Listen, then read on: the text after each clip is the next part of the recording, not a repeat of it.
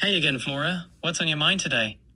Hey, today I want you to take me to White House. I never been there. I want you to be like my tour guide. But through this conversation, we are learning English, and sometimes I'll be teaching it Kinyarwanda as well. So before we dive in, I want you to repeat Akarima Kijikoni. Akarima kijikoni. Yes, that means a small vegetable garden that may be in your backyard or somewhere in the compound. I got it. Akarima kijikoni sounds like a perfect spot for fresh homegrown veggies. Now, ready for our virtual tour of the White House? Before we go, I want to tell you another word. Umutiba w'inzuki. Umuti wa inzuki. No, umutiba w'inzuki. Umuti wa inzuki. Umutiba. Umuti wa inzuki. No wa ba. Umutiba w'inzuki. Umutiba wa inzuki. Yes, that's beehive. Great. Umuti wa inzuki is a beehive, a vital part of sustainable practices. Now, let's buzz over to the White House. Okay. Before we go to the White House, I want you to tell me two tongue twister sentences, because I'm practicing to speak English. Sure thing. How about this? She sells seashells by the seashore. Give it a go. She sells Seashells by the seashore, right? Great job. She sells seashells by the seashore. Nailed it. Now that we warmed up, let's head over to the White House for our virtual tour. How about the second tongue twister? All right. Try this one. Peter Piper picked a peck of pickled peppers. Give it a shot. Peter Piper picked a peck of pickled peppers, right? Close. It's Peter Piper picked a peck of pickled peppers. Keep practicing and you'll have it down in no time. Peter Piper picked a pickled pepper Piper. Close. It's Peter Piper picked a peck of pickled peppers. You're getting the hang of these tongue twisters. Okay. Should we dive? Yes, we will continue with that next time. Okay, now I have some questions to ask you before we go to White House. Is everyone allowed to visit White House? Gotcha. Yes, the White House is open for public tours, but you need to request in advance through a member of Congress or your embassy if you're from abroad. Ready to explore more about it? If I'm not from abroad, you said if I'm not from abroad, where to apply? If you're from abroad, you need to apply through your country's embassy in Washington, D.C. Embassy tours handle the request for you. Anything else you're curious about before we begin our tour? And if I live in the United States, you said where to apply? If you're in the US, you request a tour through your member of Congress. They handle the application process for you. Cool to dive in now? Yes. Okay. Now I'm trying to imagine how White House looks like. And I'm here too with someone else. Can you introduce yourself, sir? Yeah, my name is DK Chris. You wanna go to White House? Yeah, of course. In your mind, right? Of course.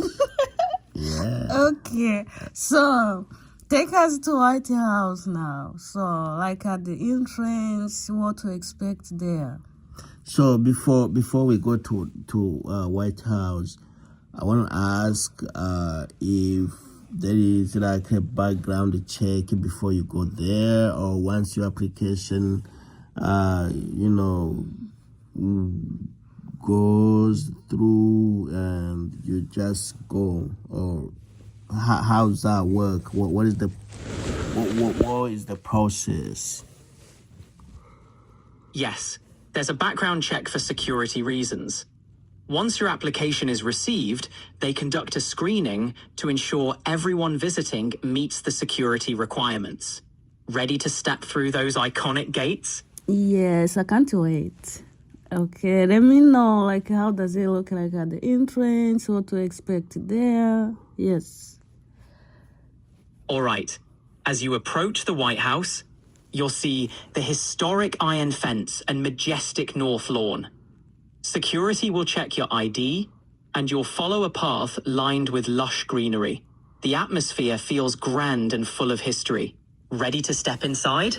Actually, before we step inside, what is the difference between a grand, huge, and big? Sure. Let's break it down. Grand suggests something impressive or magnificent, often used for style and elegance. Huge indicates very large in size or amount, more about physical dimensions or quantity. Big is a more general term for large size, but less specific in implication.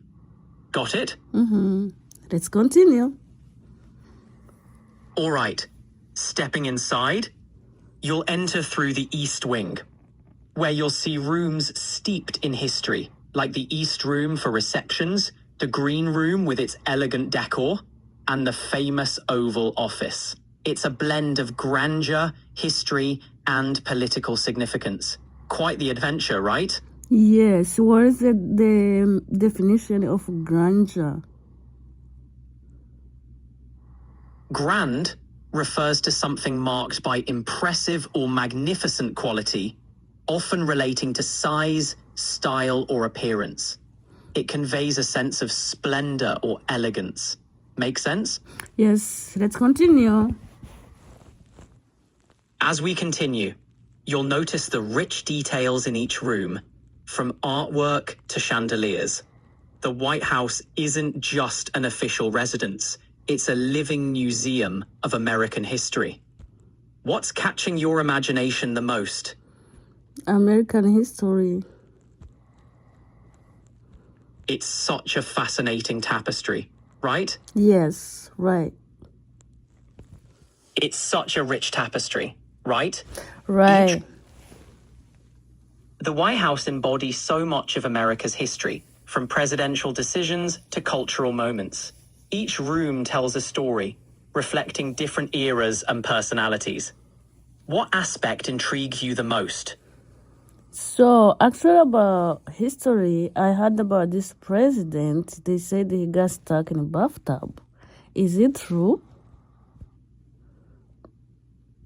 Yes, it's true. President William Howard Taft, who was in office from 1909 to 1913, was quite large, and there's a famous story that he got stuck in the White House bathtub. They even had to install a larger tub to accommodate him. It's one of those quirky anecdotes that make history so interesting. But it's unbelievable. Sometimes I think it did not happen. How many pounds did he have? President Taft weighed over 300 pounds. His size made him famous, and the bathtub story, whether it's slightly exaggerated or not, has become a legendary part of White House history. What do you think? Fact or legend? It's confusing. History often is, with its mix of facts and folklore. What's clear, though, is that Taft's presidency left a big impression, both literally and figuratively. Want to dive into more quirky stories, or shall we explore another aspect of the White House? So, who was the youngest president and the smallest president? Like, when I say small, like in his size, pounds, and everything. The youngest president was Theodore Roosevelt, who took office at age 42. The smallest in terms of weight was James Madison, who was around 100 pounds and stood 5 feet 4 inches tall. Quite the contrast, right? Right. Let's continue. Speaking of contrasts, the White House has hosted all types of personalities and events. It's fascinating how these stories weave together, creating the fabric of American history. What's next on our exploration list? Let's go in their kitchen. How does it look like? How big it is? How many chefs do they have in there? How many cleaners? Does the cleaner have to be like a professional cleaner? Tell me more about that. All right. The White House is not just a residence. It's a vast complex. There are 132 rooms, including the famous Oval Office. The kitchen is staffed by a team of top-notch chefs, and it's said they can serve dinner to over 100 guests. There are also numerous cleaners who maintain the building, and yes, they must be professional and discreet. It's a well-oiled machine behind the scenes. Ready to explore more? How many cleaners do they have? The exact number isn't publicly specified, but it's estimated that a sizable team of housekeepers and maintenance staff keeps the White House in pristine condition. It's a big job, considering the size and significance of the place. Curious about anything else? Yeah, what is the requirement to become a White House cleaner? Do you have to go to school, graduate from university, or how's that work? Becoming a White House cleaner doesn't require a university degree, but it does demand high professionalism, attention to detail, and discretion. Experience in cleaning or maintenance, especially in high-profile or secure environments, can be a plus.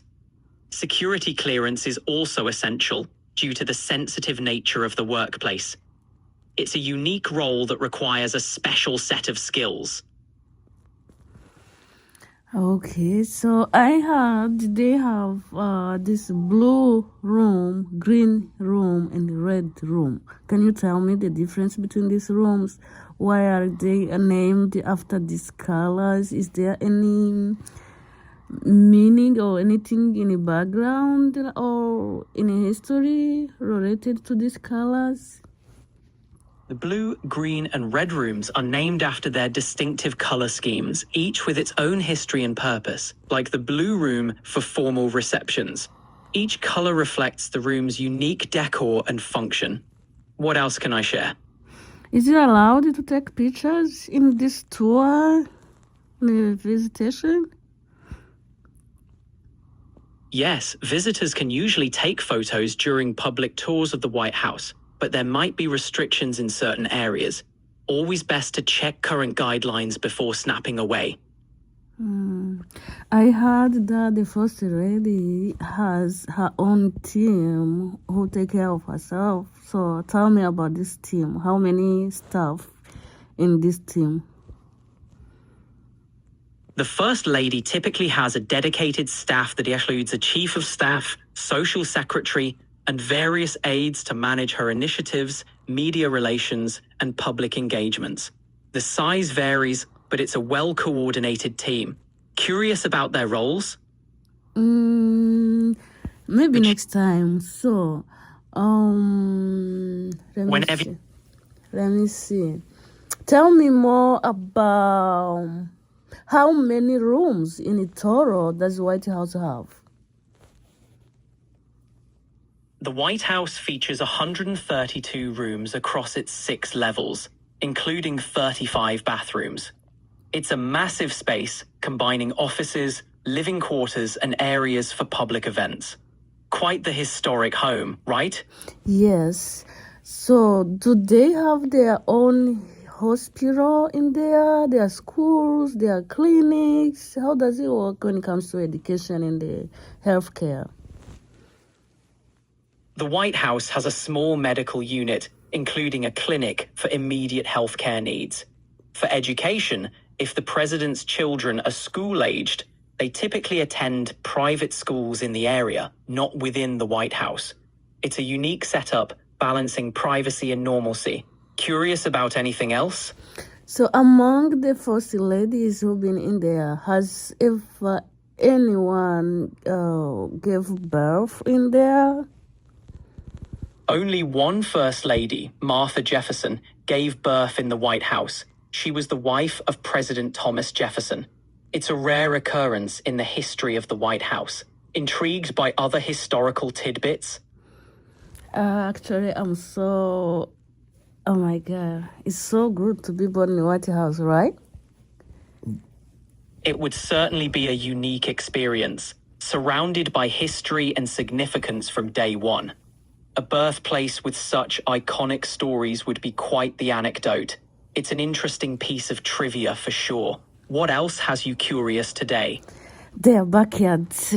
Let's step out of the house, then go in the backyard. How does it look like? I'd imagine the backyard you're referring to is the South Lawn. It's a beautiful and expansive area used for events, gatherings, and even the famous Easter egg roll. A well-manicured lawn with gardens, fountains, and a view of the Washington Monument. Picturesque, right? Right. Talking about the garden, I heard something about Jacqueline Garden in there. So why is it named after this lady, Jacqueline? It's named after Jacqueline Kennedy, the First Lady to President John F. Kennedy. She was instrumental in the restoration and preservation of the White House's historic rooms and grounds. The garden is a tribute to her contributions, an elegant nod to her legacy. Wow, that's so good. Okay, so after the Jacqueline Garden, let's go to Akarima Kigikoni, which is a small vegetable garden. I heard there is a small vegetable garden in there that was introduced by Michelle Obama. Tell me about it, please.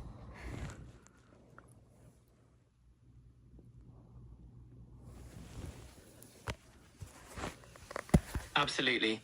Michelle Obama established the White House Kitchen Garden in 2009. It's a small vegetable garden on the South Lawn, used to promote healthy eating and to provide fresh produce for White House meals and state dinners. A fitting addition to the historic grounds, emphasizing sustainability and wellness. How's that for a garden with a mission? Wow. Do you remember this is called Akarima Kigikoni? Can you repeat? Akarima Kigikoni. Akarima Kigikoni. You got it. So let's go to the beehive. I heard they have a beehive in there too. So that one is called Umutiwa Winzuki. Repeat first before we go to that one. Umutiwa Wenzuki. Umutiwa Winzuki. Umutiwa Wenzuki. Ba Umutiwa. Umutiwa. Be ba Umutiba Winzuki. Vuga umutiba. Umutiba Wenzuki. You got it. Good job. Thank you. Now, on to the Umutiba Wenzuki. The White House beehive, also introduced during Michelle Obama's tenure, supports pollination and provides honey for the White House kitchen. A sweet initiative, right? Yes. So does this Umutiwa Winzuki produce enough honey for the whole White House, or they have to buy extra honey from outside the White House? The beehive, or Umutiba Wenzuki, produces honey, but it's more of a symbolic and educational project promoting sustainability. It likely doesn't produce enough honey for all needs, so they probably supplement with external sources. Still, a sweet gesture, right? Right. How about this Akarima Kigikoni? Does it produce enough fruits and vegetables for the whole White House, or they have to buy extra groceries from outside White House? The Akarima Kigikoni provides fresh produce for the White House, but it's not enough to meet all their needs. They supplement with additional groceries from outside sources. It's more about promoting healthy eating and sustainable living than complete self-sufficiency. Makes sense, right? Right. So I believe I'm done with my curiosity. I don't know if Mr. Chris has something else to ask. Sure Yeah. thing. Yeah, I have a question, and this is going. I need you to take me to the kitchen. Absolutely, Chris. The White House kitchen is a hub of activity, equipped to serve large events and intimate family meals. It's staffed by top chefs and has state-of-the-art equipment. Ready to dive into more details? Yes. How many chefs? The White House kitchen is run by a team of executive chefs, pastry chefs, and assistants. The exact number can vary, but it's a skilled group capable of preparing meals for both the first family and large state functions. Ready for more kitchen insights? Yeah. So, do you have to have like a degree to become a White House chef? While a culinary degree can be beneficial, what's crucial is extensive experience in high-end kitchens and a proven track record of excellence. It's more about the skill and creativity you bring to the table. Intrigued by the path to becoming a White House chef? Yes. Okay. So now I want to know how the families, the first family, how do they, eat breakfast, lunch and dinner, or do they eat by themselves, or do they have to share with the other members there in the White House, or how does this work? The first family usually eats meals privately, like any other family. They have the option to dine in their private quarters or in the more formal dining rooms for special occasions. While they often eat as a family, they might also host guests for certain meals. Flexible, yet full of tradition. Curious about any more White House customs? I think I'm good now. So we are ready now to step out of White House for the final for our visit. So what's next? How do you check out, like when you're done with the visitation? Oh, do they take like a video picture? Yeah, I said yes, but sometimes there are some Distraction area? Okay. yeah. Gotcha. Okay, so how to check out when you're done with your visitation? When you're done with your visit, you typically exit through the same entrance you came in. There might be a final security check, and you're usually free to take pictures in designated areas. It's a smooth process, wrapping up a fascinating tour. Ready to wrap things up? I believe we're done. Yeah, right? we're ready to wrap things up. It was fun exploring the White House with you two. Ready to head out?